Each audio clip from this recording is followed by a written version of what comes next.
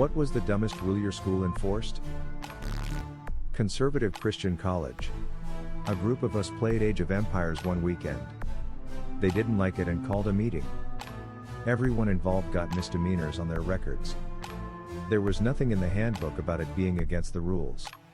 The only person that didn't get any punishment was the son of the president, even though he was just as involved as the rest of us.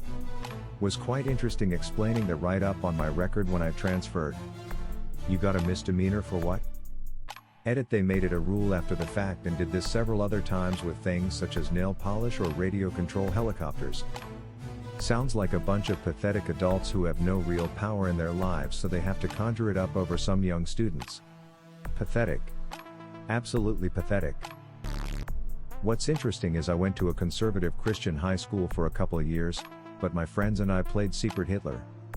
The principal literally walked over to us, and then he just laughed and let us keep playing. Oh man, the staff at mine were super chill. Climbing on the roof? Don't hurt yourself. 21 Jump Street on in the lobby? Turn it down just a little, I can hear it in the other lobby. I went through my self-expression phase, and was a dude wearing very vibrant nail polish. Just didn't care. There was one real jerk, but he left and the people replacing him took Paul's advice on conflict in the church. First you confront an issue individually and work towards understanding. In elementary, they banned running entirely.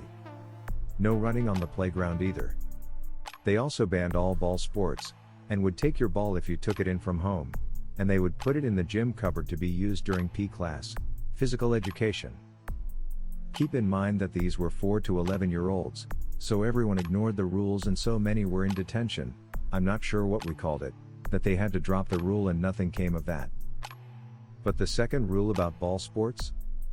Well, it turned out that one of the kids in the year below me had bought an aside soccer ball, by a really famous player, and the school took it and kept it. We found out because there was a very angry mother screaming at the secretary that they effectively stole something that could be worth upwards of $1,000. They obviously gave back the ball, and stopped stealing them after that. Who would have thought that stealing from little kids was a bad idea? They probably thought it's like stealing candy from a baby little kid. Okay, I've got a good related story. My brother and I attended a daycare each summer. Let's call it Playmates, because it was actually called Playmates and it was hell on earth and I don't care who know it. So one of the rules at Playmates was if your ball went over the fence it was gone forever, not because it was in a dangerous place or anything but because the adults were too fat and lazy to go collect them at the end of the day. Now keep in mind that the yard we played in was incredibly small, probably about the size of 4 large SUVs pushed together. They would cram 30 plus kids into this tiny yard, so needless to say balls got lost all the time. As I got older, and no longer had to go to play hell, I would still think about it from time to time and I just always assumed at some point an adult would collect all the balls. So flash forward 10 plus years, my brother and I are driving to my mom's house and traffic was backed up because a car had collided with the side of a train. We knew we weren't going to be moving anytime soon, so we decided to park the truck and hoof it. Well, it just so happens that the road we needed to be able to walk around the accident took us right behind Playmates. As we were walking up to it, he said he wondered if some of the balls were still there and I said I wasn't sure. As we got up to the back fence we literally stood there speechless. Not only were some of the balls there, it looked like all the balls were there. There were well over 100 balls piled up behind the fence. The kids were outside playing with the Nazi guard supervision, so we asked one of the adults if we could throw the balls back over the fence. I don't know why we asked permission, we should have chucked them at their F-heads, but they said we could, so we got started. The second we began throwing balls over the fence the kids clapped and cheered.